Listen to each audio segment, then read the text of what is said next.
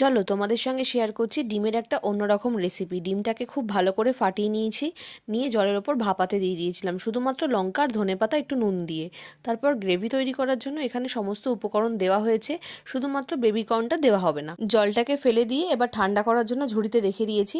আর এখানে piece piece করে ধোকলার মতো করে ডিমটাকে আমরা কিন্তু কেটে নিয়েছি। আজকে এই পুরো রেসিপিটা আমার হাজব্যান্ডই তৈরি করছে, তো তোমরা কিন্তু অবশ্যই জানিও কেমন লাগলো। সেদ্ধ করে রাখা সমস্ত উপকরণ পেঁয়াজ, টমেটো, লঙ্কা, কাজু বাদাম দিয়ে ভালো করে পেস্টটা করে গরম মশলার ফোড়ন দিয়ে কিন্তু গ্রেভিটা তৈরি হচ্ছে। আর তার ওপর থেকে কেটে রাখা ডিমগুলো দিয়ে দেওয়া হয়েছে। এরপর একটু সামান্য পরিমাণে মিষ্টি, একটু হলুদ, একটু জিরে গুঁড়ো আর একটু ধনিয়া গুঁড়ো দিয়ে ভালো করে নাড়াচাড়া করে কাসুরি মেথি উপর থেকে দিয়ে ধনেপাতা দিয়ে কিন্তু তৈরি হয়ে গেল ডিম ভাপা কারি।